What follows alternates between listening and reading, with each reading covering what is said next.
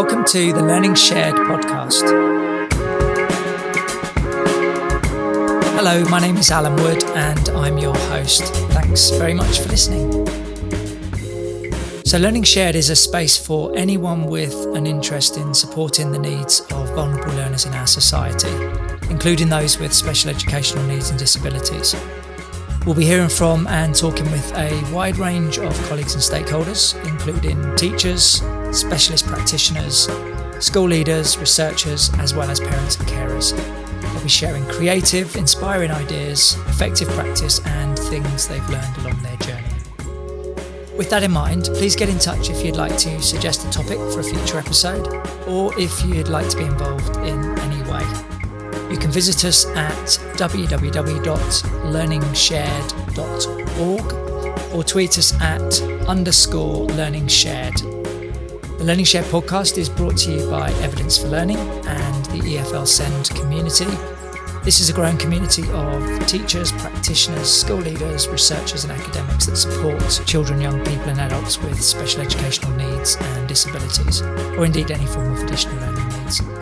You can find out more about the EFL Send community and Evidence for Learning at www.evidenceforlearning.net. I hope you enjoy this episode.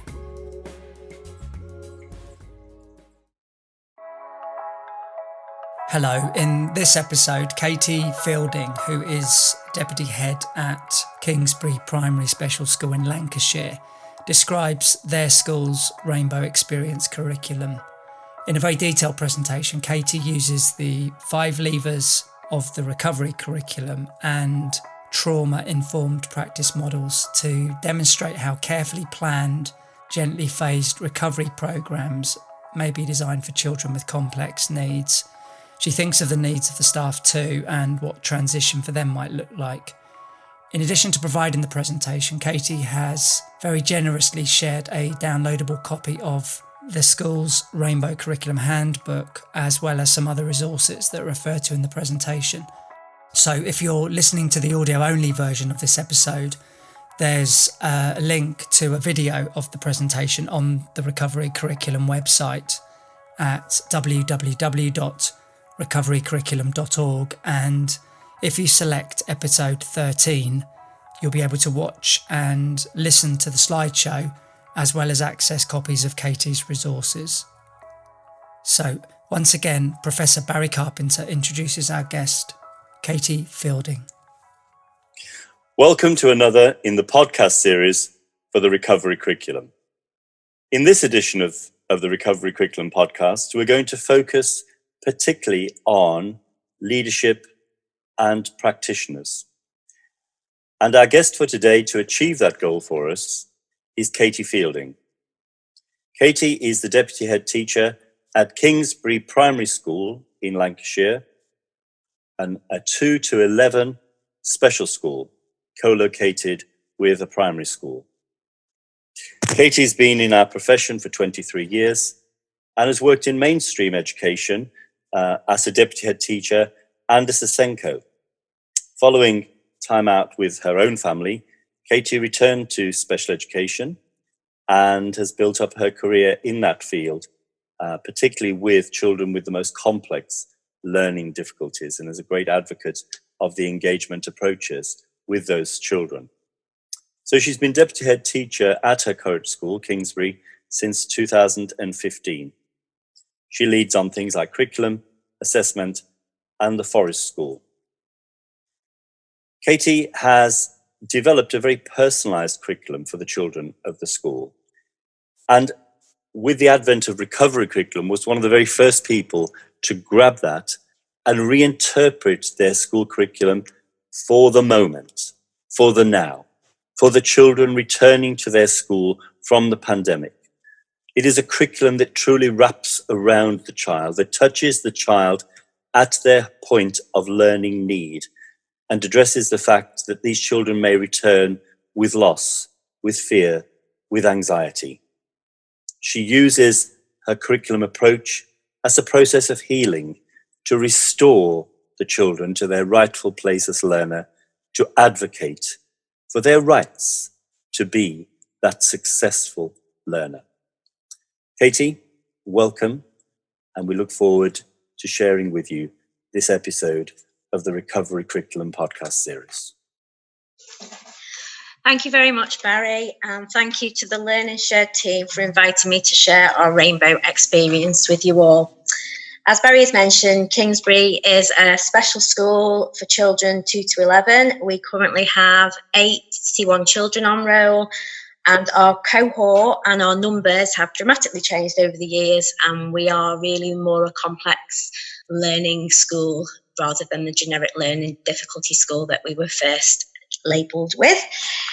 Over the years, we've had to really change our practices. We've had to reflect. We've had to make many changes. And hopefully what we provide now at Kingsbury is all about the child and how that child learns. It's very personalised and very individualised. And we pride ourselves on knowing that no matter what, our children come first.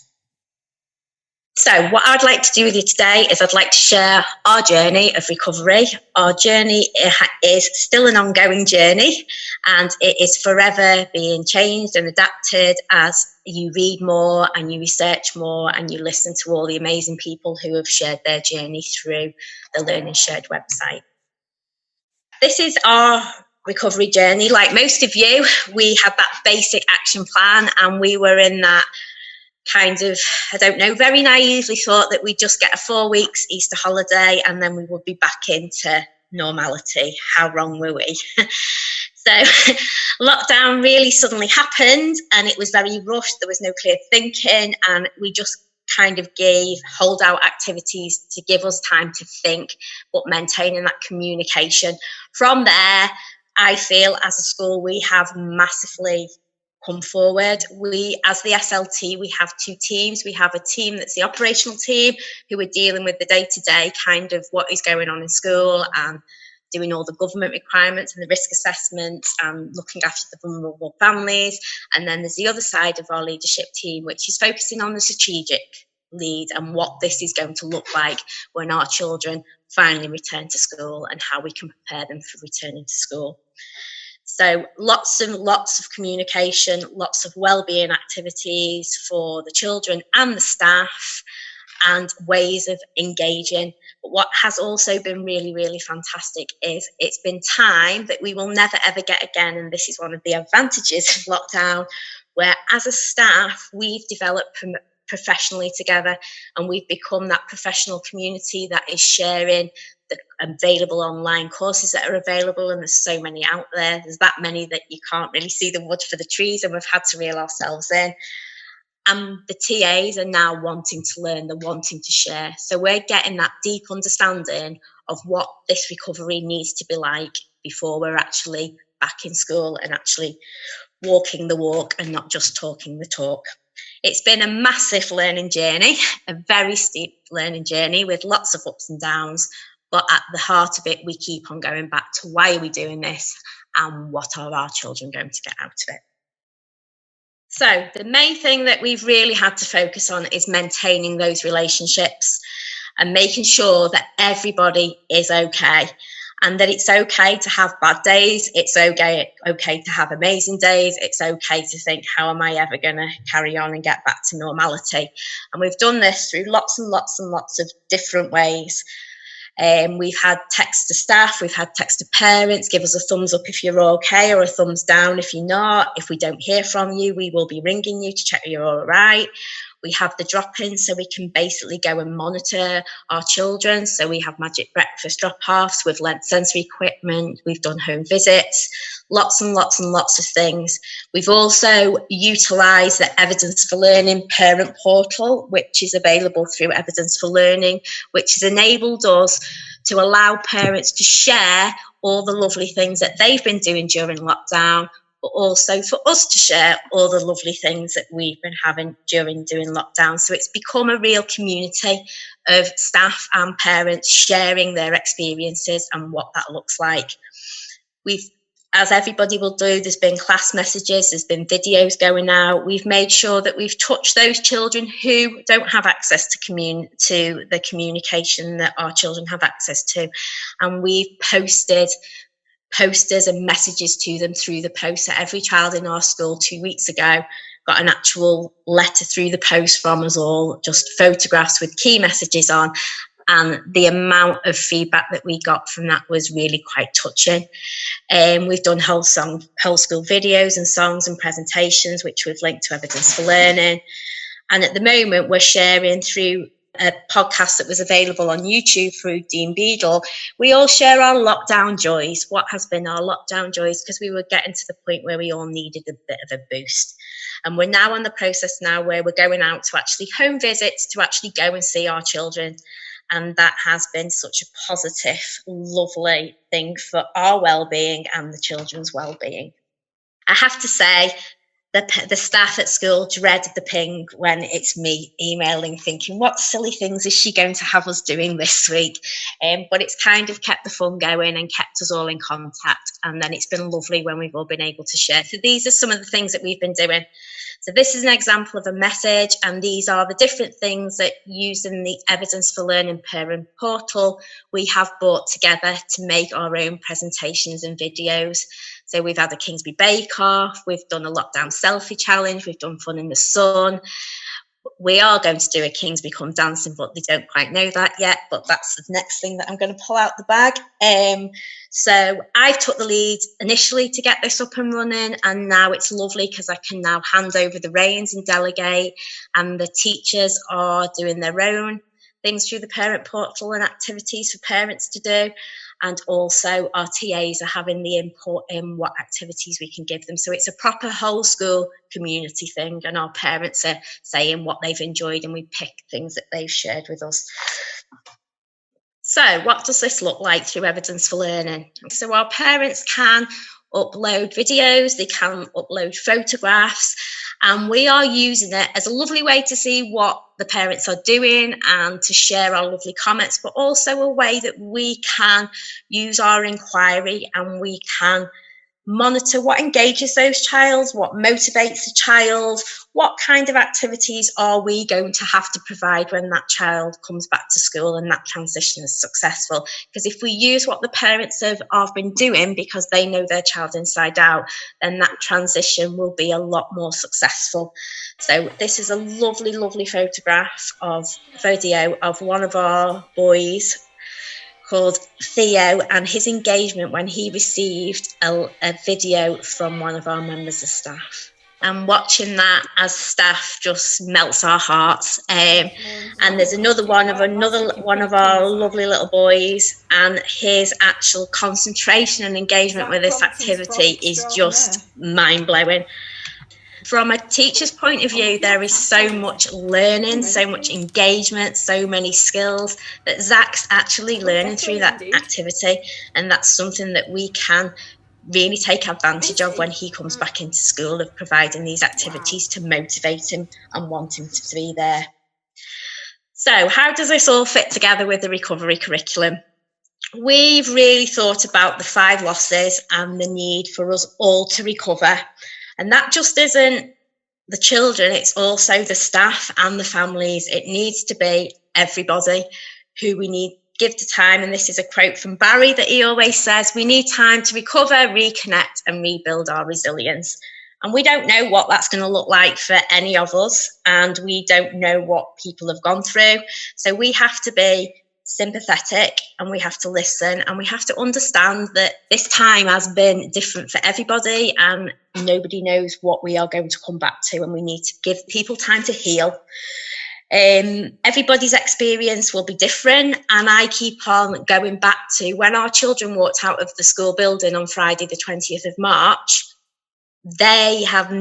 We just felt like they abandoned us, and for some members of our team, they don't really get that the impact that we'll have that on. But as we've come to do our home visits, one of our teachers rang me the other day and he went, Katie, I get it now. And one of the children, when he'd gone on the home visit, had rang another member of the teaching TA in his class, and she said to him, all right, young man, how are you doing? And he automatically said, you've forgotten all about me, you can't even remember my name.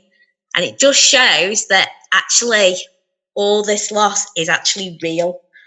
It's forever. And then we've got children who just am I going to high school? Am I ever going to come back to Kingsbury? And it's those children that you never ever thought would actually be able to have that understanding and that feeling of loss. And we've got to be really clever and really sensitive to how we handle that, to make sure, especially those year 6 children who won't get a chance to say goodbye. And for most of our children, they won't understand that it is goodbye and they're moving on.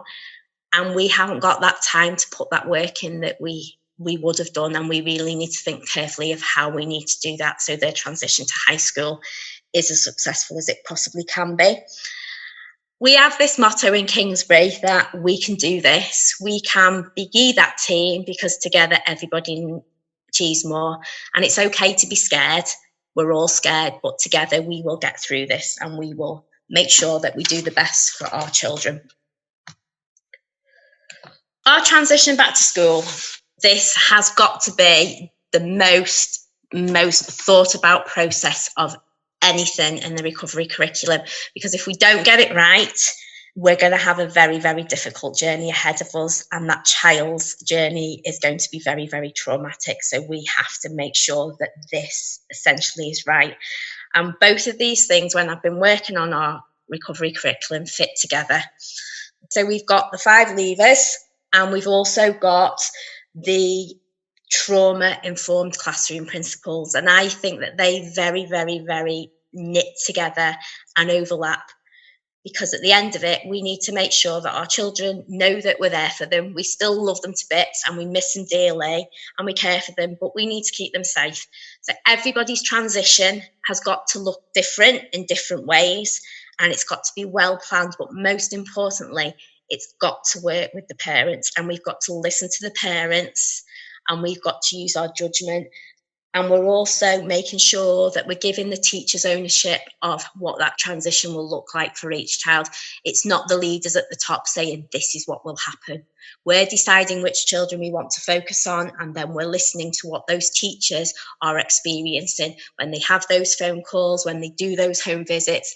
And for some of those children, we are going on the home visits with the teachers because they are the children that we need to make those decisions to what it looked like. Because for some of our children, especially our year 6 children, to bring them back to school at this late stage now will have more damage than actually leaving them, going and saying our goodbyes to them at home, providing them with the visuals and the social stories that they need to understand that Kingsbury has finished and this is where your new school will be. And it's weighing up those balancing scales to their anxiety. Is their anxiety going to go through the roof by bringing them back for a matter of 6 days? Or is it better to do that transition from home and work with the schools and do it through videos and web links? So what we've done throughout those 5 levers is we have very carefully thought about the 4 stages, and it's all written down there. So what I'm going to do is I'm going to pick out the most important things from each bit of those levers. And if anybody has any queries or wants me to explain, my email will be at the end of the presentation. Please do not hesitate to get in touch with me, because it's through lots of everybody's hard work that I have been able to develop our recovery curriculum and our rainbow experience for our children. So thank you to all those who have had that input. So as I've already discussed, we've done lots and lots of things in lockdown to make our relationships still there for our children, to know that they still belong. We're in that transition stage at the moment where we're trying to think carefully, because we have only had 2 children in during this lockdown stage. So now we have to think about how we're going to transition the rest of our children back, and also transition our staff back, because our staff basically need to get back in that routine as well, and they need to get back into that relationship of those teams. We have very clear procedures of what the transition process needs to look like for our year 6s, for our children who will be returning in the classes, and how that will look like. And I will attach those when this goes live on the podcast, so you can have a look at how we've done it in Kingsbury in more detail. The teachers are working very closely. We make sure that the visuals are going out, and thanks to Lynn McCann, whose resources are absolutely fantastic, particularly for our children. We have a rota to make sure that all staff are involved in going out on those home visits, because as much as the teachers and us want to see the children, so do our TAs. they've missed our children just as much as we do. So we need to make sure that when that transition happens, our children have that vital toolbox with all the things that they will need to make that transition successful. So the visuals, the videos, the social stories, the visits, the Zoom calls with children if it's age appropriate or developmentally appropriate for them. So they're getting to know where those trusted adults are and those trusted children.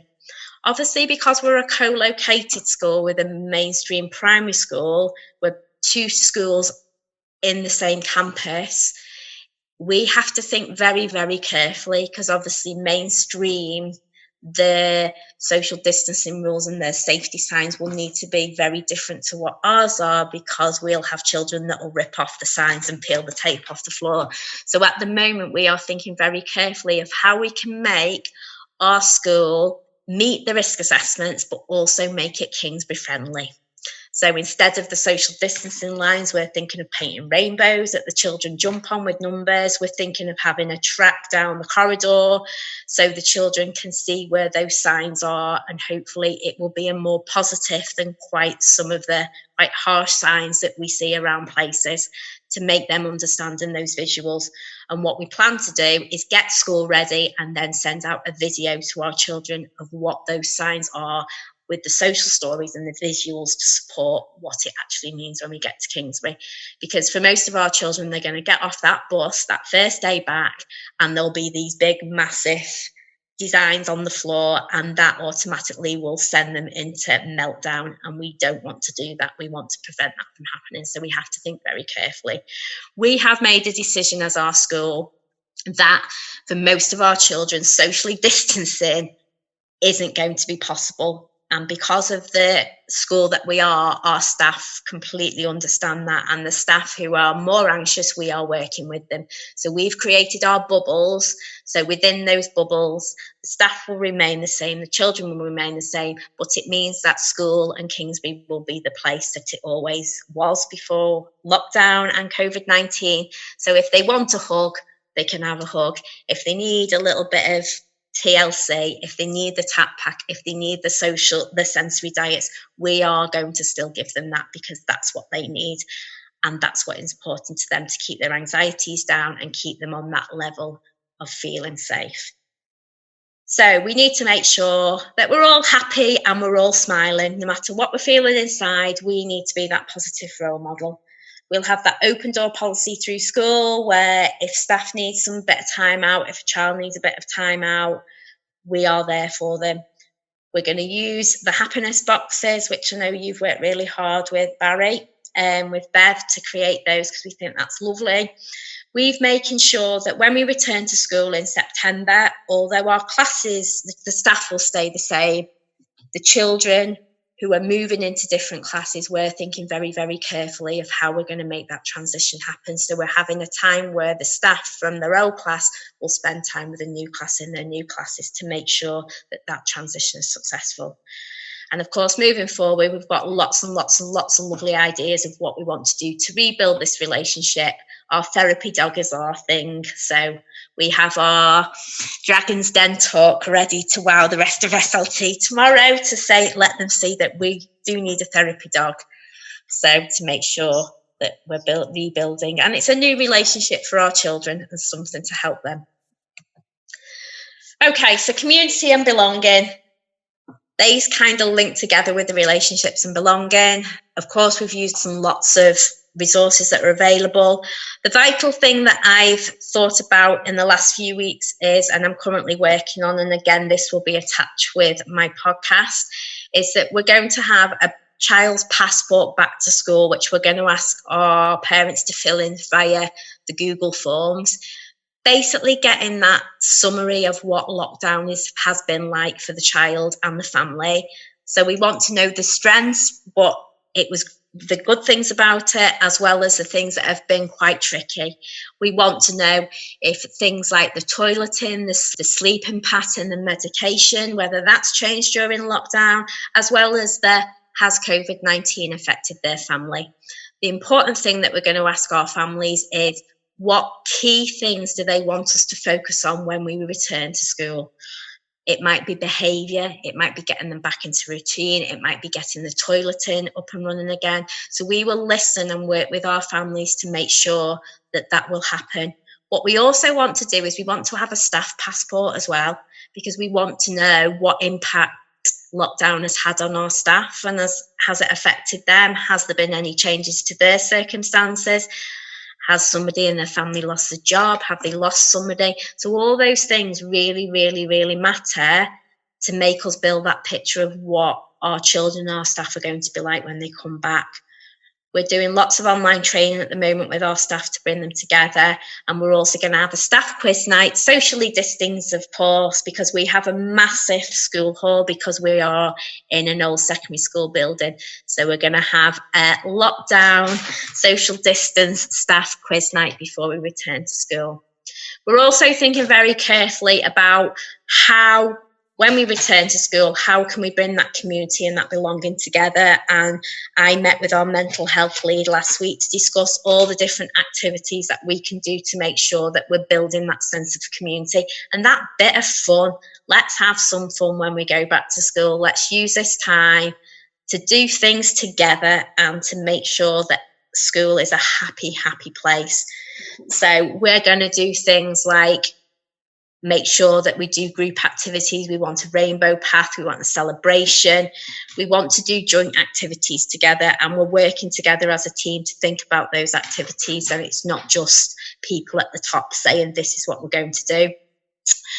We're going to ask our TAs to lead on sessions when we come back, on our teachers, and a bit of making sure that our children feel wanted.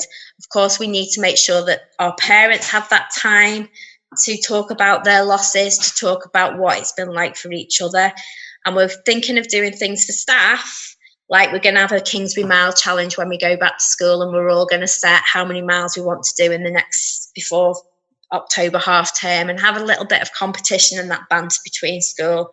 We want to set up a daily mile lunch club, and so some of our children and staff can do that.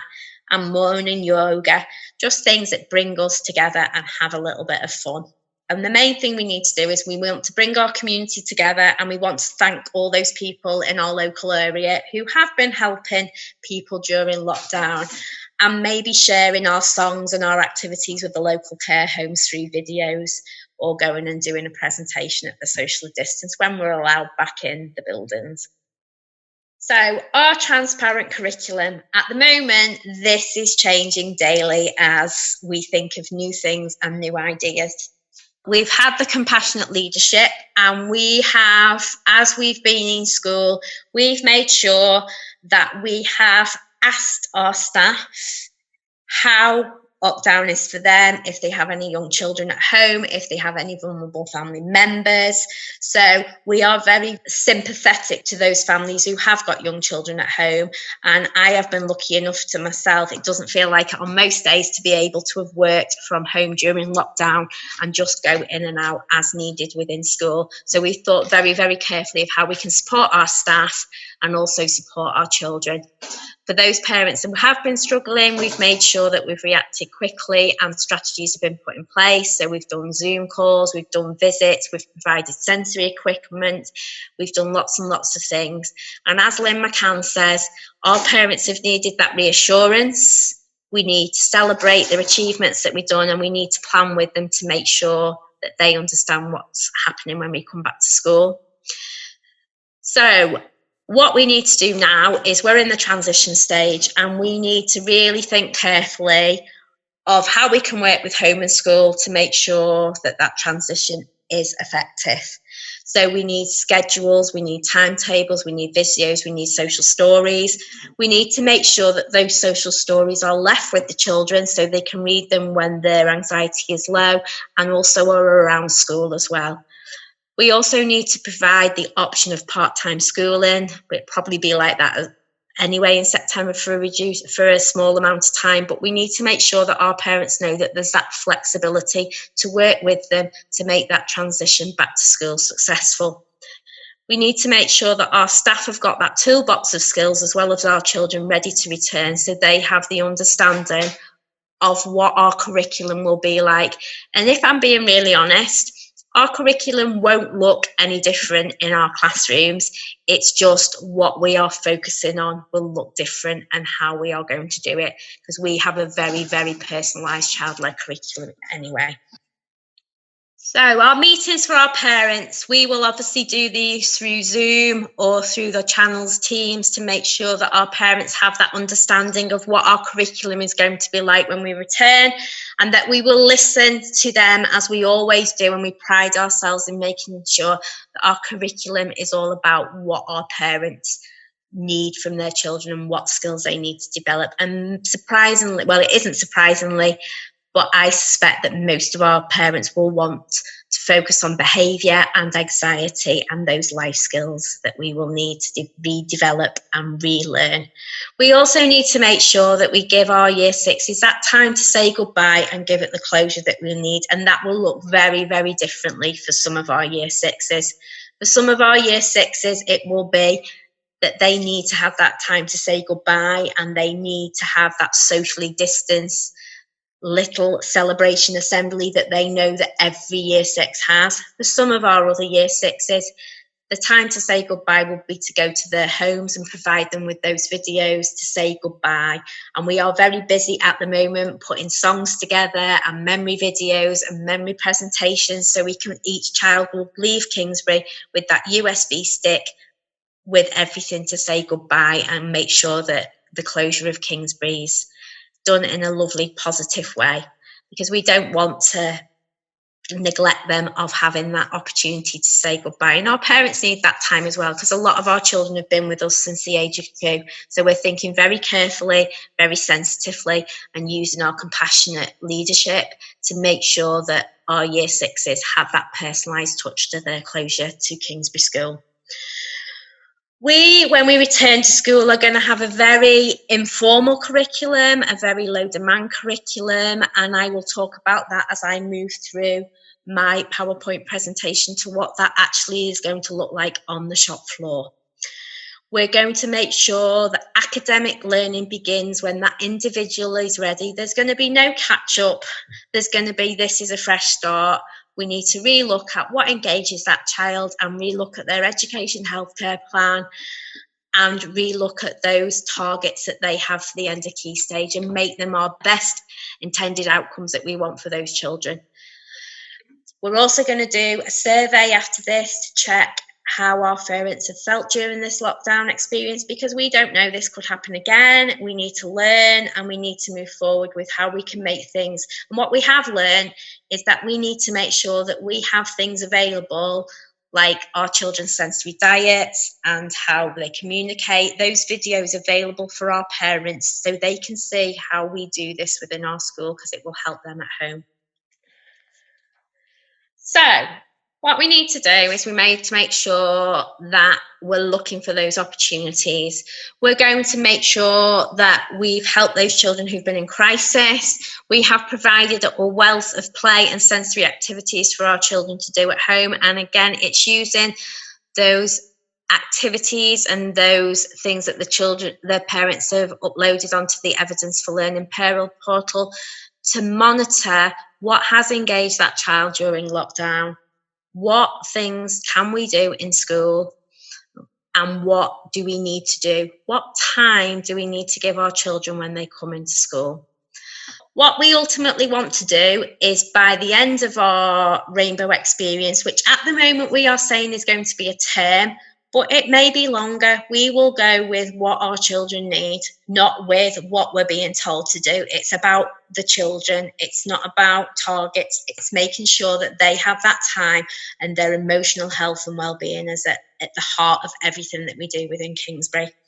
So when this Rainbow experience starts to kind of move back into what the Kingsbury curriculum was, and it will be not very much different in the classrooms, but the teacher's focus will be very, very different, because it will go back to the child's EHC plan and the best intended outcomes.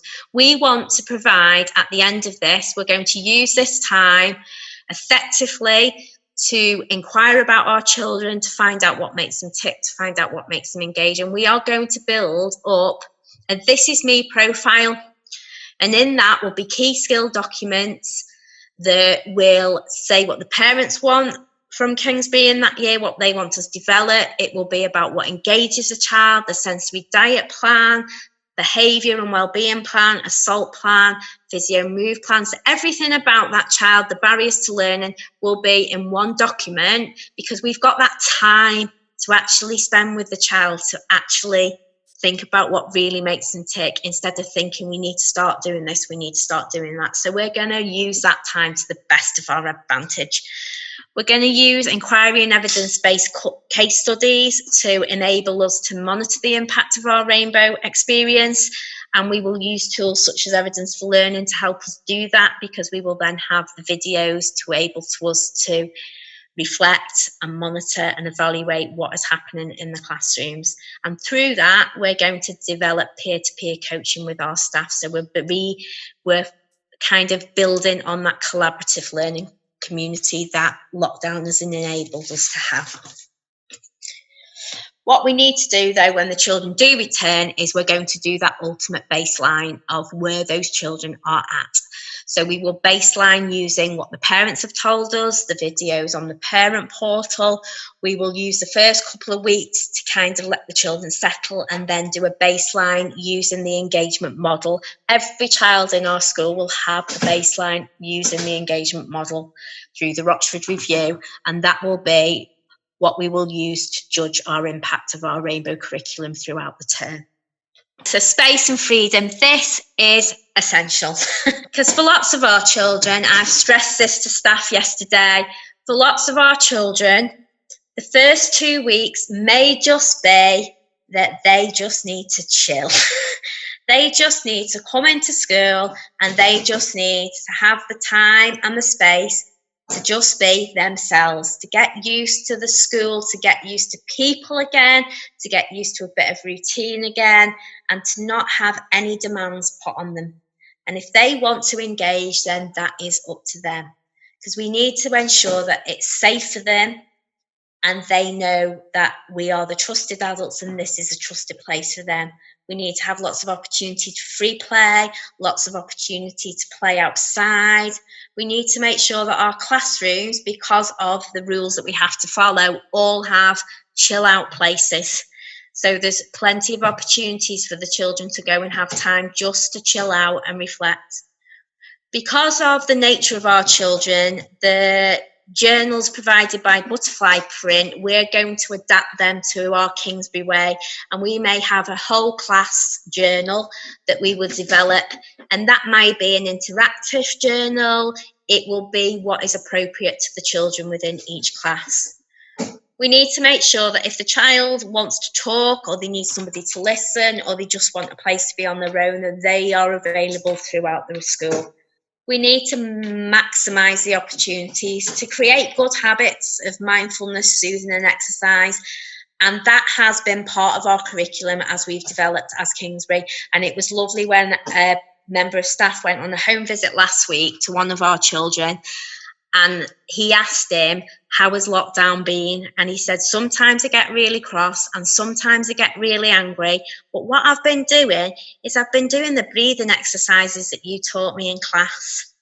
And it was just like, and I've been doing this, which you taught me into class. But what I really need is I want that punch bag that we have in school. So we've put the punch bag on the minibus and we've dropped that off at school, because when he gets angry, instead of the challenging behaviour, he's utilising and self-regulating in a different way.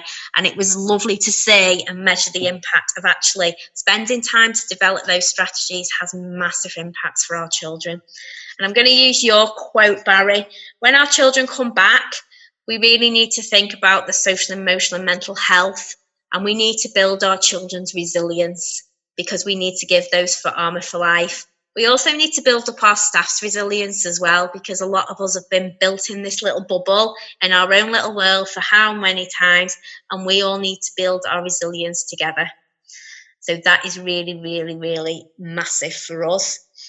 We're also making sure that our peer-to-peer coaching, we're giving staff that space, and together we will develop what engagement needs to look like for those children. It's not going to be us going in and sitting with our clipboards and looking at their lesson. It will be about the child and what the adults do in that classroom to engage that child. What we're also going to do is we will monitor that through the Evidence for Learning app, because there will be tags on there. So when we go and do videos in class, or the teachers do videos, or the TAs, they will put a little tag on to say engagement. So as SLT, we can go and have a look at all those engagement videos and monitor what is going on throughout the school. What we're also going to put in place is a RAG rating that we've put on the iPad. So it's an interactive RAG rating for each child when they walk through the door, a RAG rating form, and that will be completed depending on the child hourly, during half of the day, and we will be able to monitor the impact of that engagement and motivating that child has had on their behaviour and their anxieties. Again, our ultimate goal is readiness for everybody, our children, to go on the individual pathway at the end of this, to go on their pathway journey and experience in Kingsbury and the curriculum that they provide. And to do that, we need our highly skilled, reflective and confident staff. And I believe that we've got that opportunity through the peer-to-peer coaching to do it and use our inquiry learning to develop that. The most important thing that most of us are at that stage now of, what will it look like in the classroom and on the shop floor? This is what our experience is at Kingsbury, and we are ultimately striving for it to be like this again. Okay, so our rainbow curriculum is just a supplement of our Kingsbury Way curriculum to make sure that everybody in our Kingsbury family has that time to recover from lockdown and COVID-19. So we will use the same principles, but it will be a more focus, as it always has been, on our readiness to learn. So that will really look no different. We're just given the time and space for us to recover.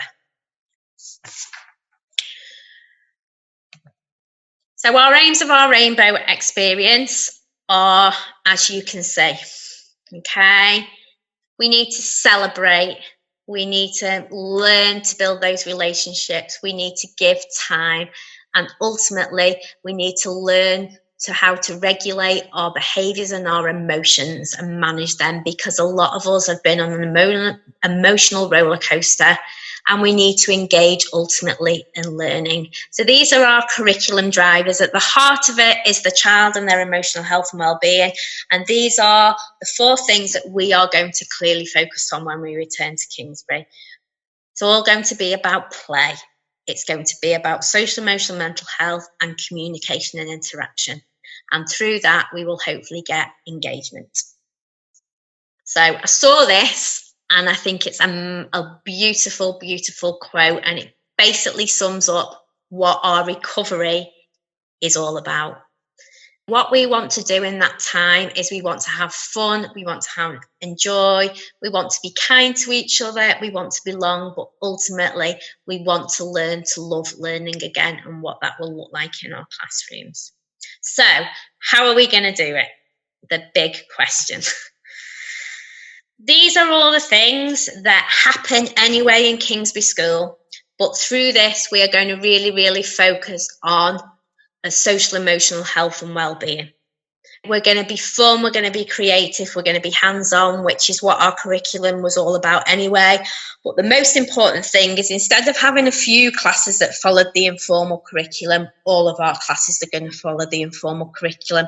And what that means is that there's still structure in the day, there's still activities, there's still the pace, but the children have the option to opt in and out of what they do in that day, with the understanding that if those activities are motivating and engaging, the children will want to opt in rather than opt out.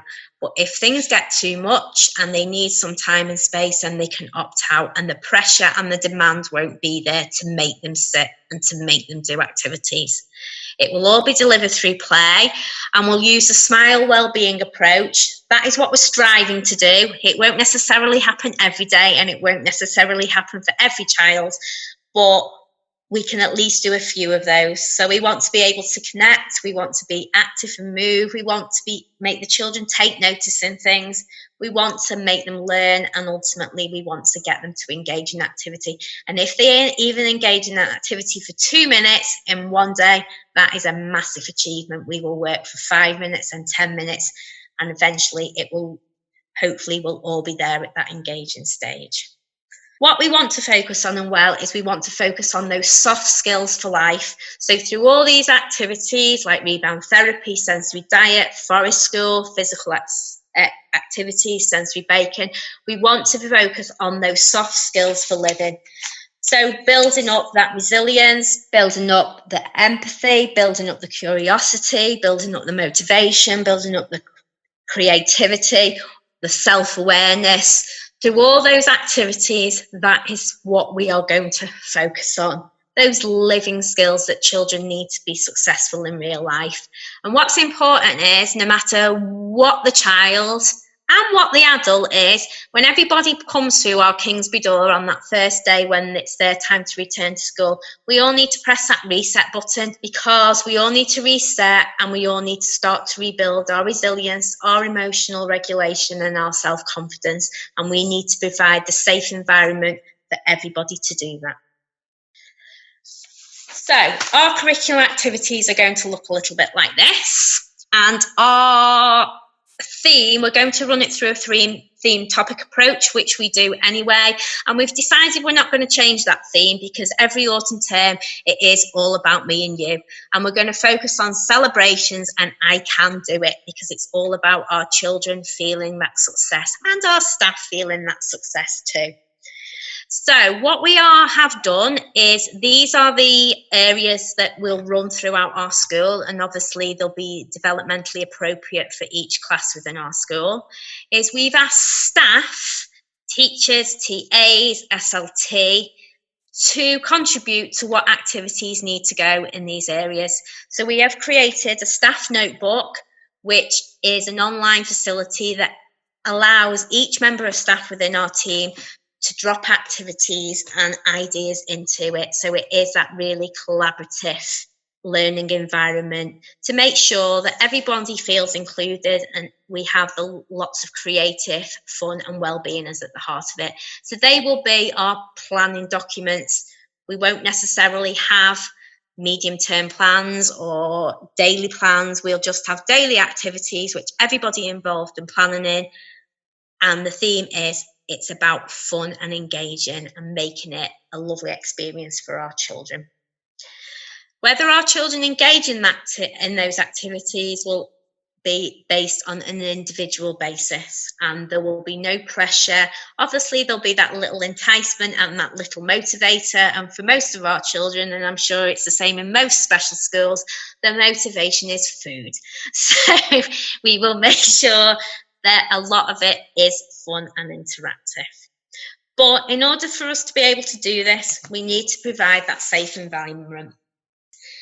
As I've already said, there'll be a low demand and low stimulation. So we're making sure that our classroom environments aren't busy, they're quite calm places, reflective places, in order for our child to have that chill time. There will be sensory equipment available in the classroom, so the children, if they need to have a bounce on the therapy ball or on the mini trans pet, or if they need to go on the weighted blanket, they will be available at all times. The layout of the classroom needs to remain consistent, and if I was still in the classroom, I would find this really hard, because I was forever changing my classroom, but we need to have that continuity for our children. We need to make sure that we think carefully about the visuals and the social stories that we have available at all time. For our children, it will be silly things like washing the hands, going to the toilet, lunch times, snack times, play times. Because of the rules and the regulations that we have to follow, these may look very, very different for some of our children, and we need to prepare them to keep their anxieties. Most of the things that I've already talked about are all in here. Communication. We need to offer the free choice. We need to make sure that transitions are clear for our children and nothing is sprung upon them, so their visual timetables are essential. We need to make sure that we celebrate their achievements, and we make sure that emotions and developing their emotions is available in class, no matter how we have to tailor it to meet the children's needs. What we've decided to do as a whole school is we are going to use what Lynn McCann has talked about in her PDA training, as we're going to use the zones of regulation and our demand. So we're going to provide time and space and that opt-out environment. We're going to make sure that every morning, and this happens normally, we're going to have a slow start to the morning. And we're going to use that slow start to make a judgment on where our children are at. So for every child, we're going to determine their level of tolerance and what demand they need during that day, and whether they need more adult support or less adult support. And we're going to do this by using our 3 levels. We're going to have our red, our amber, and our green level. So our red are our non-negotiables. So during the day, things that our children must do. And that is all linked to the health and safety and the Maslow's triangle of what they need to do in order to be safe and to be healthy. These are the things that they are going to have to do. And it might be for a few weeks that some of our children, that is all they do. They have a red day until they are settled and back in school. Then we're going to have the orange activities, and they may be that just the children enjoy and motivate, and there's that small level engagement. And then there's the other activities that if children are having a green day, these are the days that we want to engage them in. This will be personalised and it will be bespoke for each class. There may be the group non-negotiables, small level and good days, or there may be individualised ones because that's what that child needs. What we're ultimately trying to do is we're ultimately trying to prevent the shutdown or the meltdown. We're trying to keep them on that optimal zone of tolerance, to keep their anxiety at that even plane.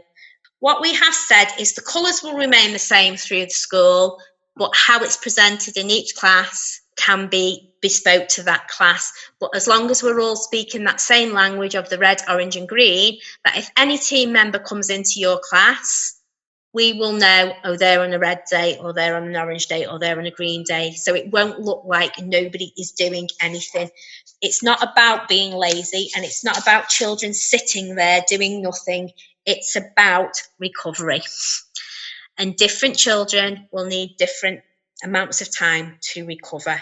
What we also said was that some of our staff might need to come in and say, do you know what, today I'm having a red day. My level of tolerance is teetering on whether I'm going to have a meltdown or a shutdown. And if there's that general language within school and that general understanding and that compassion within school, we will be sympathetic to those members of staff who may be on that red day, and we need to kind of tread carefully with them. It's all about empathy and it's all about understanding. So our initial baseline is that when everybody walks through that door, everybody's going to be anxious and worried, but that will present differently in everyone. So as I've said, we need to listen, we need to understand, we need to empathise, and we need to nurture. We need to provide that nurturing environment that it's okay to feel like that, but these are the tools that we're going to do to make sure that we have a safe environment and how we're going to soothe and support you to get through it. And as a team, we need to promote kindness. We need to be active listeners. We need to be the role model. We need to manage ourselves, and we need to show that to those children that this is what I do if I need to reduce my anxiety, or I need to calm down, or if I get mad. So we need to promote those self-regulation strategies. And most of all, we need to be honest. We need to be honest with each other as staff, and we need to be honest and support with the parents and the children, because the famous quote is the staff and for the children, it's got to be bespoke and personalised. So it might have to be like that with our staff for a period of time, because all our staff aren't all round pegs that fit into one single hole. So it's that nurturing environment that will hopefully make sure that we get there. Okay, so assessment and impact, and this is detailed quite effectively in our handbook, which will accompany this podcast. It's about how we're going to assess our children, how we're going to make that baseline judgment, and we are going to use the engagement model provided by the Rochford Review, and we're going to use that through the Evidence for Learning app, because it will allow us to build that personalised assessment of that child and provide that "this is me" profile at the end of it. We're going to use the tags, so we can tag different activities and different engagements. So this activity shows a child being curious. This activity shows a perseverance in the child. So it will help to monitor what is going on for that child and what is going on in the classroom.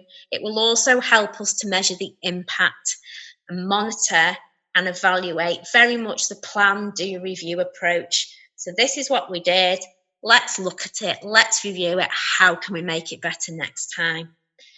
We will hopefully continue to use the parent portal on Evidence for Learning to involve the parents in the activities that we have been doing in school. So we can see that generalisation of those 5 areas of the engagement model are being generalised and being our children are being able to use them out in the real world, at home, when they're going to the cafe, when they're going to the family thing. So can they explore?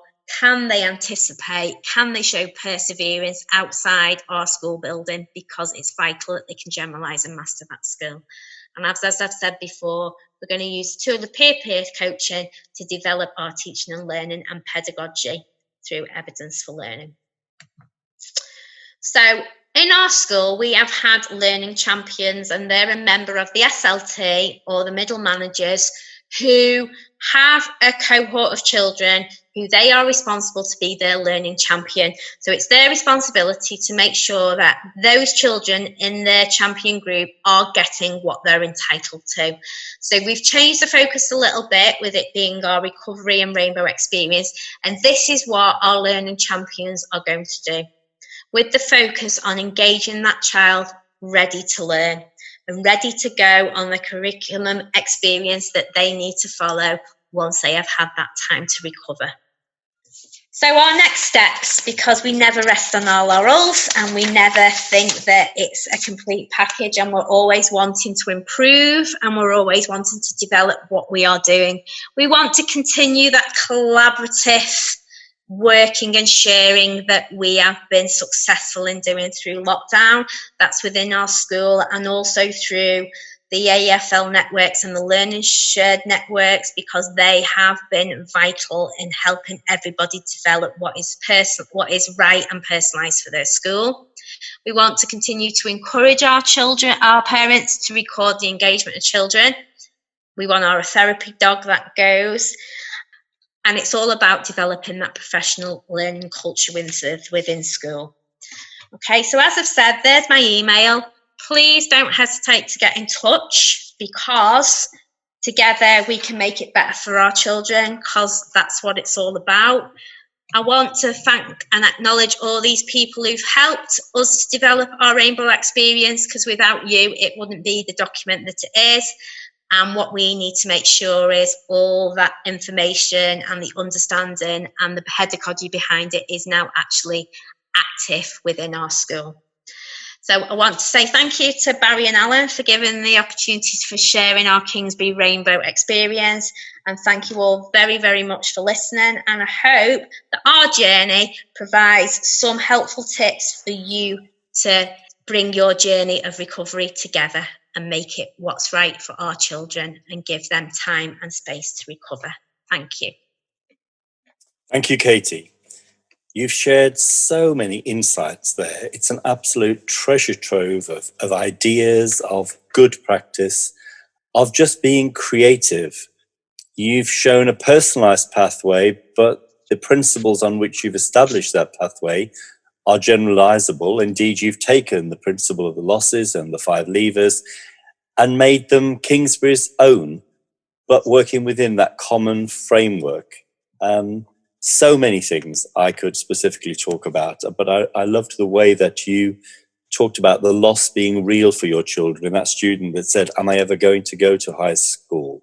The way that you've constructed home learning and the interaction with the children and indeed with their families, who will just have been made to feel safe during this time of crisis because of the empathetic support they've been given by your staff team, who are to be commended for going the extra mile. obviously a real joy for me was to hear you say that every child would be baselined on the engagement model, and this would be the judge of the curriculum, and that you're going to be bold enough to say, this is what we're doing for the first term, at least. It's about the child's needs, and you're not going to be bullied or persuaded into other approaches. I think we've all been stripped bare in terms of our professional practice at this time, and it's brought us back to what is the heart of that professional practice, which is the child, and you're using the child to inform your practice. One of our other podcasts began with an image that talked about looking through the eyes of the child, and you have certainly done that with the whole rainbow experience curriculum that you've devised from Kingsbury School. I was pleased to hear you cross-reference to other podcasts, which just emphasizes what our learners created, which is that powerful community of practice for us all. And to remind people that in podcast 6, they will find the details of how to make a happiness box. They can listen to Bev Coble talking about happiness and indeed about engagement. You, again, showed how you've been using the resources that have been available by referencing the SMILE curriculum. And Amanda Mordy, the executive principal of Forest Oak School, has actually made a podcast around that, which is also going to be there in the series. And it's great to see this interlinking of innovative practice at this time of trouble when everybody could be focused really on physical distancing, measuring 2 meters and putting sticky tape around their school.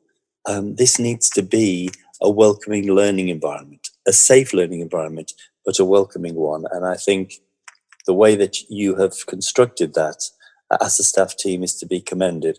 I do love the fact that staff are going to be allowed to have a red day too. I think as things move on in this pandemic and we're all kept in lockdown longer, then the more red days are going to be appearing. Katie, thank you for your time, your talent, and this powerful contribution that you have made to the Recovery Curriculum podcast series. Thank you.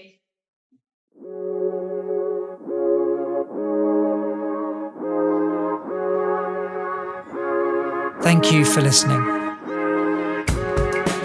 You can find more information about the Recovery Curriculum at www.recoverycurriculum.org. There's links to resources, reference materials, as well as video slide decks.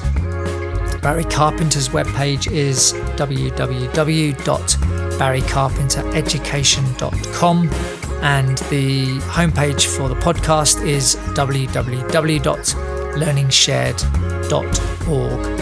You can email us at learningshared@theteachercloud.net or tweet us at _learningshared. Don't forget to subscribe so you don't miss an episode, and please do get in touch with feedback if you'd like to either suggest a topic for a future episode or if you'd like to be involved in any way. Finally, you're welcome to join the conversation via one of our online communities of practice. We've got groups on Facebook and LinkedIn, and details are on the Recovery Curriculum and LearningShared web pages. You can search for Recovery Curriculum as a group inside Facebook. So for now, thanks again for listening. Stay safe and be well.